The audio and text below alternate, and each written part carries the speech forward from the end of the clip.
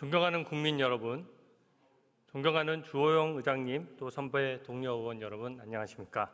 국민의힘 해운대갑 주진우 의원입니다. 저는 오늘 특검법과 함께 마약 범죄와 또 묻지마 강력범죄 대책에 대해서 주로 질의하겠습니다. 특검법에 대해서는 국민 혈세, 특히 비용의 문제를 말씀드리겠습니다. 특검은 공짜가 아닙니다. 하나의 특검을 가동하는데 최소 100억 원 이상의 혈세가 투입됩니다. 법무부 예산으로 연간 4조 원, 공수처 예산으로 연간 수십억 원이 투입되는데 국가의 정상적인 사법 시스템을 통해서 우선 가동하는 것이 원칙 아니겠습니까? 특검은 극히 예외적인 제도인 것이고 정치권이 사법에 관여하는 것이기 때문에 상권 분립을 고려해서 늘 여야 합의로 처리되어 왔습니다. 예외적인 제도니까 지금까지는 수사 대상에 무엇을 포함시킬지 법률안 문구 하나하나를 가지고도 여야가 첨예하게 협상하고 또 합의해서 처리했던 것입니다. 그런데 어제 법사위에서 일방 통과된 특검법을 보면 인사개입 의혹 등 전혀 특정되지 않은 내용까지 잔뜩 들어가 있습니다. 인사개입 의혹을 수사하자고 하면서 언제, 무슨 기간에, 누구를 통해서 어떻게 인사에 관여했는지 어떤 결과가 나왔는지 구체적인 내용이 하나도 없습니다. 이재명 대표를 수사했던 이정섭 차장검사에 대해 이런 식으로 특정되지 않았던 탄핵 소추를 했다가 9대0 만장일치로 기각된 바 있습니다. 탄핵 소추부터 해놓고 증거를 찾아보자, 특검부터 만들어 놓고 수사하면서 혐의를 특정해보자, 이런 식은 정말 안 됩니다. 우리 자랑스러운 헌법을 모독하는 것이라고 생각합니다. 법무부 장관님 좀 나와 주십시오.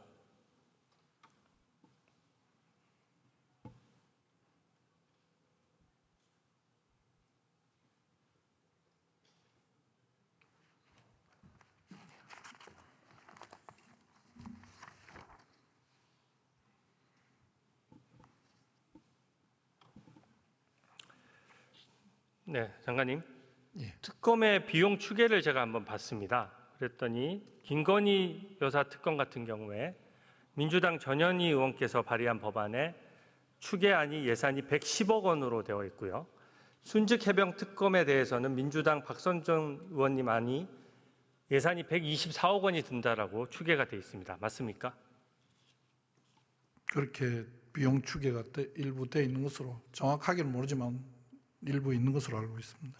특검은 수사기간을 연장하는 경우가 많고 또 가동이 돼서 일부라도 기소가 되면 재판 때문에 계속 특검팀이 유지되는 것이죠.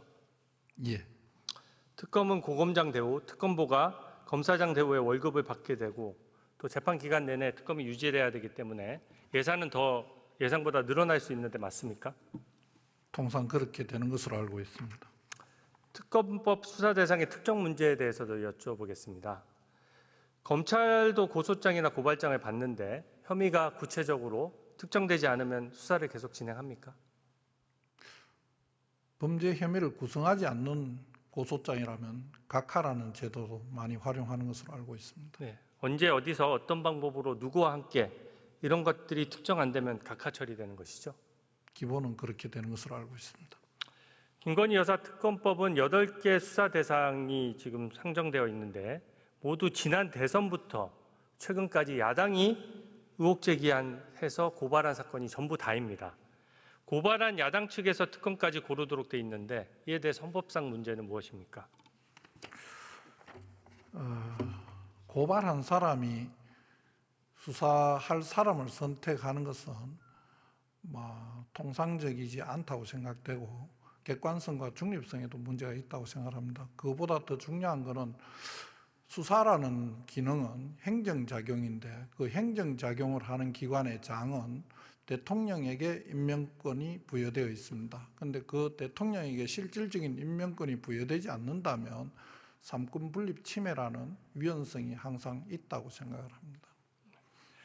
강력범죄와 묻지마 범죄에 대해서 좀 여쭤보겠습니다.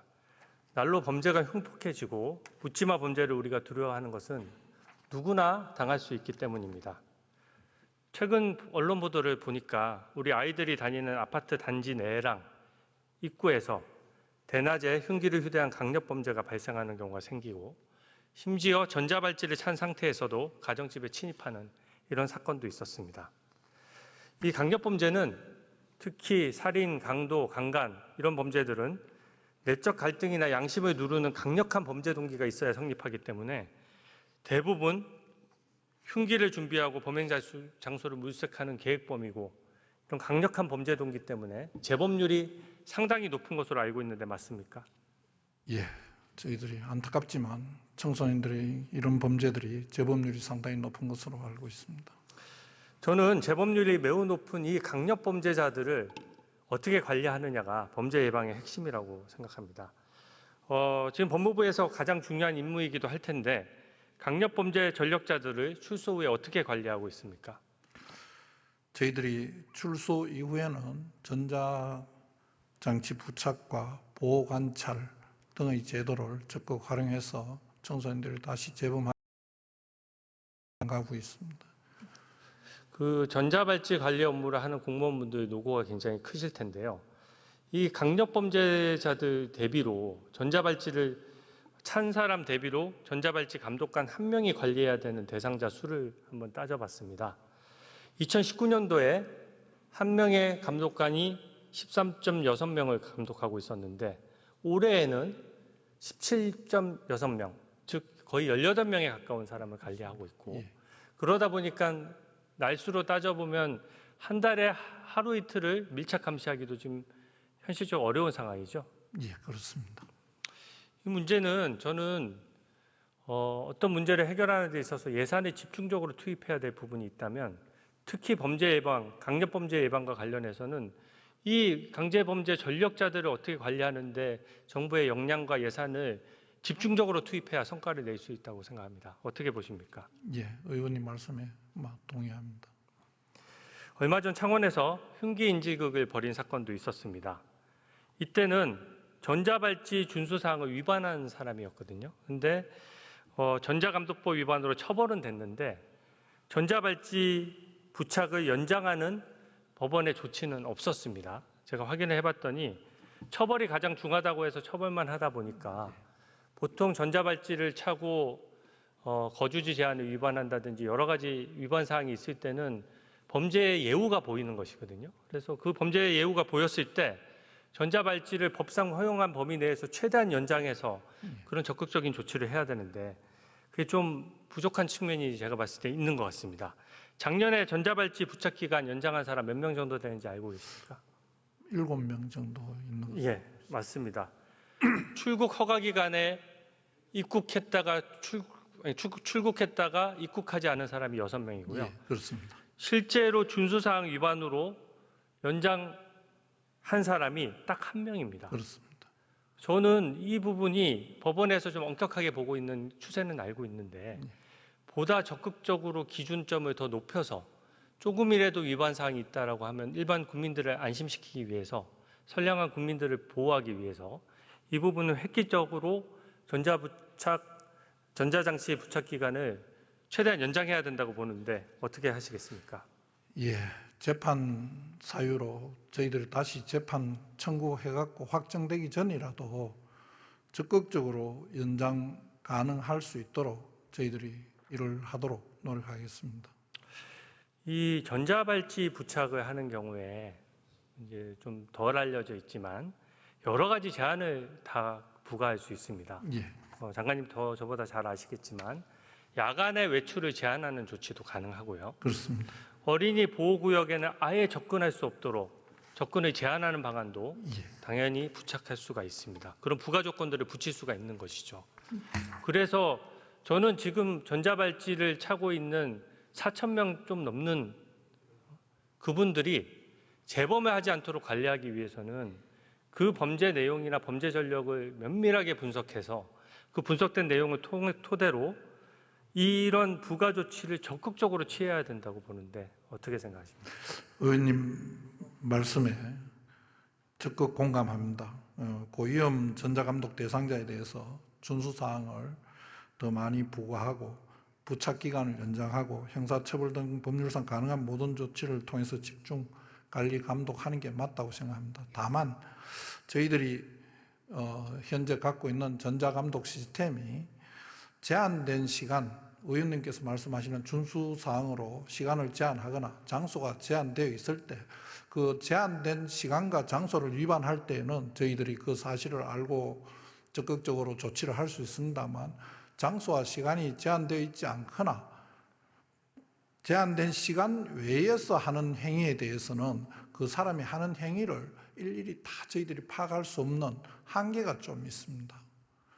그 점도 좀 양해해 주시면 감사하겠습니다. 네, 예. PPT를 좀 띄워주십시오.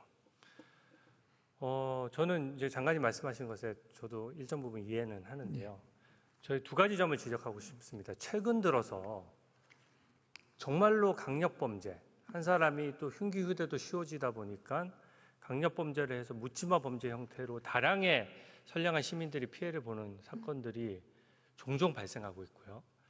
우리 경제 규모에 비추어 봤을 때는 좀 더 획기적으로 전자감독 제도를 강화할 필요가 있습니다. 지금 현재 전자발찌는 어느 정도 수준에 머무르냐면, 전자발찌를 찬 사람들이 어디 접근 제한된 부분에 들어가거나 했을 때 이제 통지 오는 정도거든요. 통지에서 출동을 하게 되면 실제 범죄에 노출되고 나서 범인을 잡는 데는 쉬울지 몰라도 범죄 예방에는 분명한 허점이 있는 것이거든요.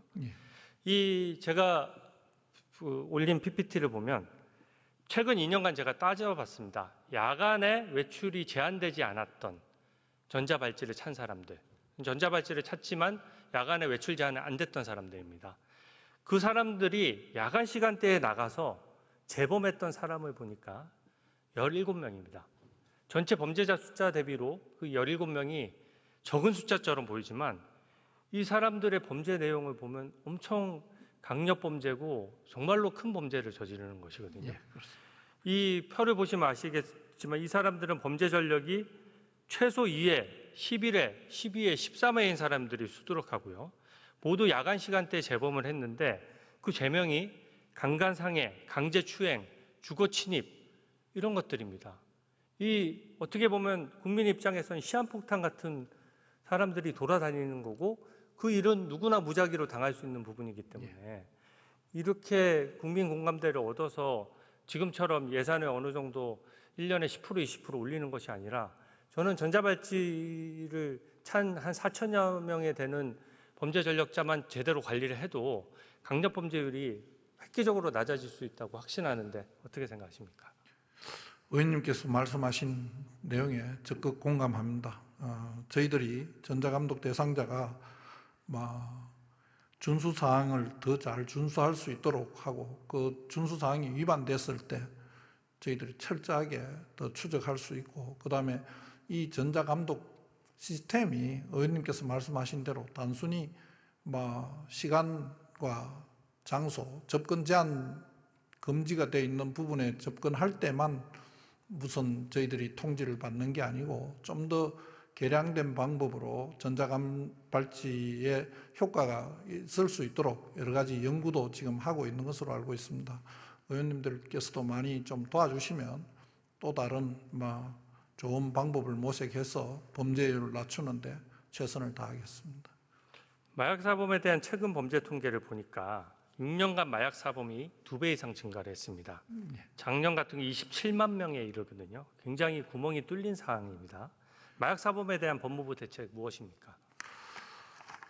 마약 범죄가 특히 지금 많이 증가하고 있습니다. 그 원인 중에 하나는 수사를 하지 않고 있다가 검찰에서 직접 수사 개시 범위 안에 들어와서 수사를 하기 때문에 그런 부분도 있습니다만, 저희들 생각에는 사회 전반적으로 마약이 좀 많이 퍼져 있고 특히 청소년층에 마약이 많이 퍼져 있어서 사회적으로 상당히 문제가 많다고 생각합니다. 저희들이 좀 더 많은 노력을 기울여야 된다고 생각합니다. 네, 고생하셨습니다. 네, 총리님 나와 주십시오.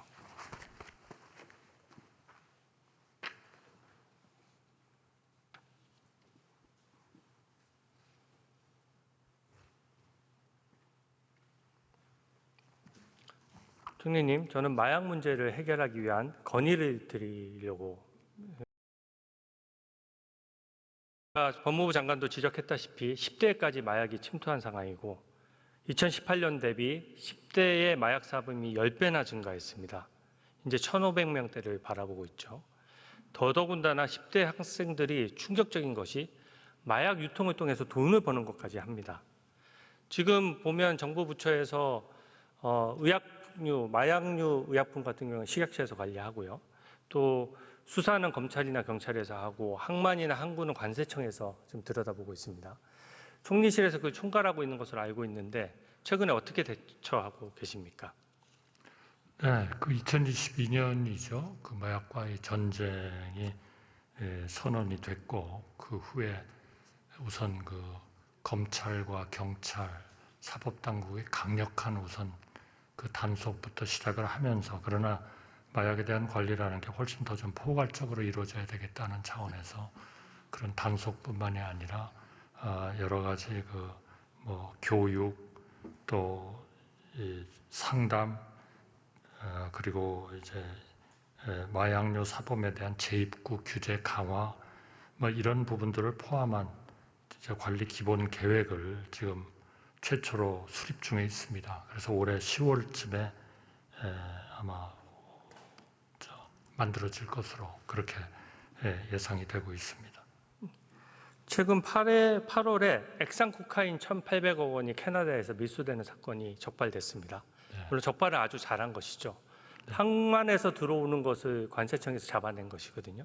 근데 저는 항구와 항만이 뚫리면은 퍼지고 나서 잡는 것은 몇천 명을 투입해도 한계가 있다라고 생각합니다. 근데 제가 생각했을 때는 관세청이랑 이게 업무가 다 산재해 있다 보니까 관세청이 그 업무를 주로 하고 있는데 숫자가 굉장히 미비합니다. 그래서 이 부분을 우리가 증권범죄나 어떤 특정 범죄가 있을 때 합동수사단도 만들지 않습니까? 저는 공항부터 항만부터 확실하게 그것을 막아줘야 국제마약조직 입장에서는 걸리는 비율이 높아지면은 어떻게 보면 비용이 늘어나기 때문에 다른 나라를 찾게 되는 것이거든요.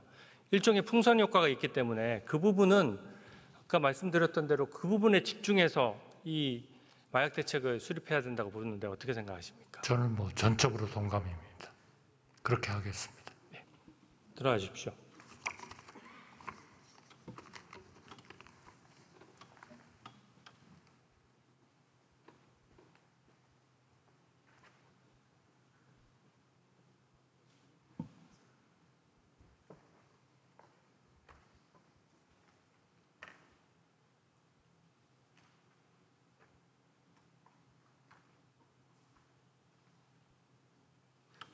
저는 특검과 탄핵 같은 정략적인 이런 부분보다 정말로 국민상과 직결되는 치안과 마약 대책 저희가 여야가 머리를 맞대야 된다고 생각합니다.